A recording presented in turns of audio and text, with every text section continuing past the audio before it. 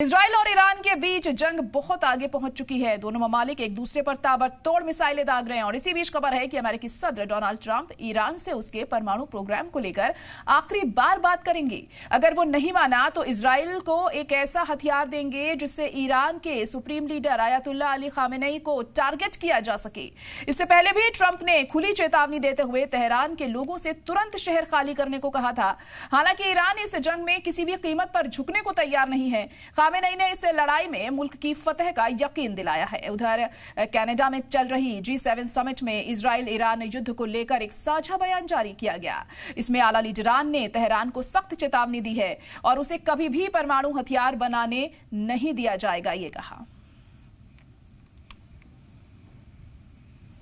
Israel Iran जंग के बीच G7 meeting से अमेरिकी सदर ट्रंप एक दिन पहले अमेरिका लौट गए।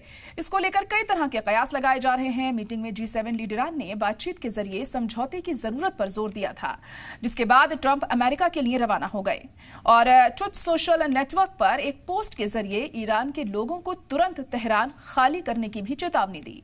अमेरिकी प्रेस सेक्रेटरी कैरोलिन लेविट ने पूरे मामले पर कहा कि क्राइसिस के चलते ट्रंप तय प्रोग्राम से एक दिन पहले वॉशिंगटन लौट गए हैं। एक दिन की मीटिंग में यूक्रेन और मैक्सिको के लीडरान के साथ भी मीटिंग तय थी, लेकिन अब प्रेसिडेंट ट्रंप शामिल नहीं हो सकेंगे। वहीं ट्रंप के अचानक लौटने पर एक्सपर्ट अमेरिका की तरफ से कार्रवाई का अंदेशा जताया है। Everybody, what will you say? Israel is doing very well, as you probably noticed, and I gave Iran 60 days, and they said no. And the 61st, you saw what happened. Day 61. So I'm in constant touch. And as I've been saying, I think a deal will be signed, or something will happen, but a deal will be signed. And I think Iran is foolish not to sign one. और इसी पर हम चर्चा भी करने वाले हैं। खास मेहमान हमारे साथ जुड़ चुके हैं। कमर आगा साहब जुड़ गए हैं, जो कि मिडिल ईस्ट एक्सपर्ट हैं। शौकत भारती जी भी हमारे साथ इस वक्त जुड़ गए हैं, जो कि मिडिल ईस्ट एक्सपर्ट हैं। सैयद बाबर अशरफ साहब भी जुड़ चुके हैं, जो कि सेक्रेटरी हैं जनरल AIMM के। सभी का बहुत इस्तकबाल है सलाम टीवी में। सबसे पहले कमर आगा साहब, आप ही के पास में आना चाहूंगी। यहाँ पर हमने देखा किस तरीके से G7 में इजराइल का सपोर्ट होता हुआ दिखाई दिया है और ईरान पर दबाव बनाया जा रहा है कि वो अपना न्यूक्लियर पावर का इस्तेमाल ना करे। किस तरह से आप इसे देख रहे हैं?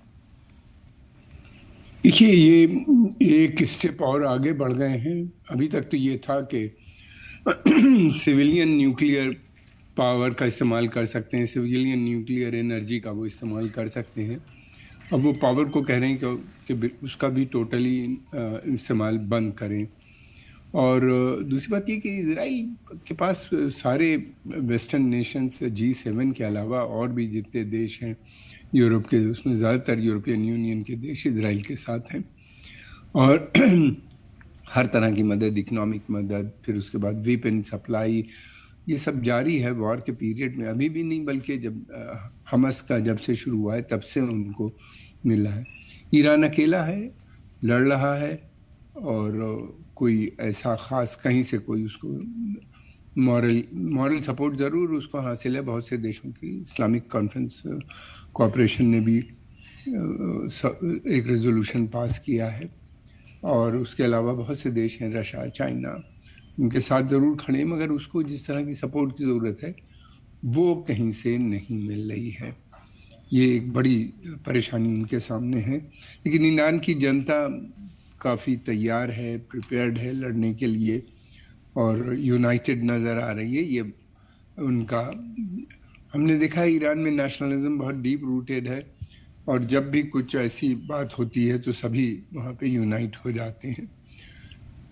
कुछ इंडिविजुअल्स होते हैं जो ज़रूर अलग रहते हैं, जो ट्रेन किए हुए हैं, हम मोसाद के या दूसरी एजेंसीज़ के, जो इस वक्त हम देख रहे हैं कि जिस तरीके से उन्होंने असैसिनेशन किया साइंटिस्टों का या लीडरों, मिलिट्री कमांडर्स का, वो बात अलग है। अदरवाइज उनके यहाँ काफ़ी यूनिटी भी नज़र आ रही है जिस तरह के डिमॉन्स्ट्रेशंस हुए हैं।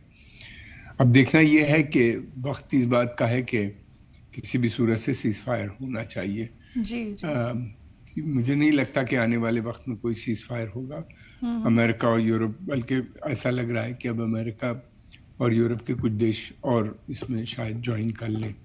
पहले वेपन देंगे, अगर उसके बाद भी कंट्रोल नहीं हुआ तो ज्वाइन भी कर सकते हैं।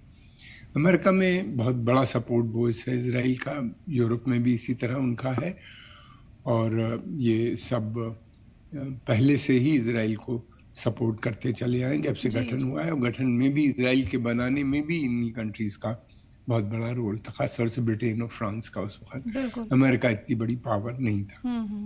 बिल्कुल, और जाहिर तौर पर ये तमाम कंट्रीज अमेरिका से अपने रिश्ते नहीं खराब करना चाहते, इस वजह से इजराइल का सपोर्ट करते हुए दिखाई दे रहे हैं। शौकत भारती जी, आपको क्या लगता है ये एक बड़ी वजह इसके पीछे हो सकती है? G7 में जिस तरह से हमने देखा कि इजराइल का साथ देते हुए तमाम G7 के मेंबरान दिखाई दिए और ईरान पर दबाव बना रहे हैं।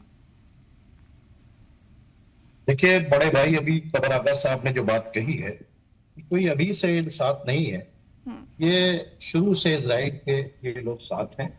इन्हीं लोगों ने इजराइल को बनाया है और ये सपोर्ट कर रहे हैं। और जब इजराइल का मामला आता है तो ना यूनाइटेड नेशन की सुनते हैं, ना सिक्योरिटी काउंसिल की सुनते हैं, ना इंटरनेशनल क्रिमिनल कोर्ट की सुनते हैं। इजराइल को अब जब मामला आ जाता है तो ये सब कल भी एक थे, आज भी एक है। ये मिडिल ईस्ट के बीच में इन लोगों का एक ऐसा सेंटर है जिससे इन्होंने अरब वर्ल्ड्स को डरा कर रखा है और वहां से आयरलैंड नेचुरल रिसोर्सेज जो हैं उसको लूटते हैं। तो वो उनके ही साथ है, उनके बयान की कोई बात नहीं। अब तो पूरी दुनिया को देखना पड़ेगा कि पूरी दुनिया को इससे सबक लेना चाहिए कि अमेरिका ने यह मैसेज दे दिया है कि जो अमेरिका के साथ नहीं है या जो इजराइल के साथ नहीं है हम उसे फिनिश कर देंगे।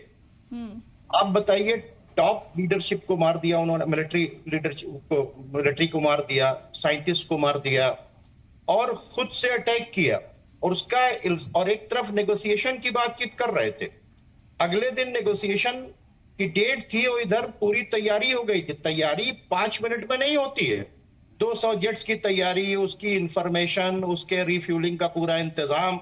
इसके मतलब अमेरिका कहता कुछ है और करता कुछ है, और हकीकत में तो ये जंग अमेरिका ही लड़ रहा है, क्योंकि इजराइल की तो हैसियत भी नहीं है कि वो हमास से लड़ पाए। और अगर अमेरिका यूरोप ने सपोर्ट नहीं किया होता तो ये लोग हमास और हिजबुल्लाह से नहीं लड़ सकते थे। इसलिए इन्होंने गद्दारी करवाने के बाद बशर असद को वहां से हटाया और हटाने के बाद जौलानी को लाए। उसमें भी इनको मदद लेनी पड़ी टर्की की, ठीक है। और वो सप्लाई लाइन काटी, उनको पता था कि सप्लाई लाइन काटे बगैर कुछ नहीं हो सकता। हौती ने आप देखिए इनके वॉरशिप्स को कर दिया। तो ईरान इनकी कोई परवाह नहीं कर रहा, बल्कि ईरान ने एक मैसेज दिया है कि दुनिया के अंदर एक यूनिक पिक्चर आप कहिए तो पेश की है कि जिसकी टॉप मिलिट्री जो है मार दी गई हो, कमांडेंट मार दिए गए हो, तमाम साइंटिस्ट मार दिए गए हो। उसने 12 घंटे के अंदर गजा को जो है, यानी तेल अवीव को गजा जैसा बनाना शुरू कर दिया है। अभी कल रात के अंदर जो हैफा जो है वो पूरी तरीके से उनका जो क्या नाम है पावर प्लांट था उसको तबाह कर दिया। उनका जो क्या नाम ऑयल रिफाइनरी है उसको तबाह कर दिया। और लगातार अटैक जारी है कंटिन्यूटी में, और ये इसमें किसी तरह की परवाह नहीं है। अभी एक न्यूज और भी आ रही है कि स्टेट ऑफ हॉर्मुज के करीब जो है कुछ ऑयल टैंकर्स जो हैं उसमें भी आग लगा दी गई है, और ईरान ने कहा भी है कि हम स्टेट ऑफ हॉर्मुज बंद कर देंगे। तो ईरान ने जो कुछ कहा है वो ईरान वो कर रहा है। रहेगी बातचीत है, दुनिया वालों सबक लेना चाहिए कि बहुत बड़ा मैसेज टॉप मिलिट्री लीडर को मारने के बाद, कमांडर्स को मारने के बाद, साइंटिस्ट को मारने के बाद अमेरिका ने दुनिया के तमाम मुल्कों को एक पैगाम दिया है कि अगर तुम हमारी बात नहीं मानोगे तो हम तुम्हारी पॉलिटिकल लीडरशिप हो उसे भी खत्म कर देंगे, तुम्हारी मिलिट्री लीडरशिप को भी। ये दुनिया को इसको बहुत सीरियस लेना चाहिए। आखिरकार यूनाइटेड नेशन किस वास्ते, वहां कोई डिसीजन होता और डिसीजन के बाद कोई एक्शन होता तो समझ में आती है बातचीत है।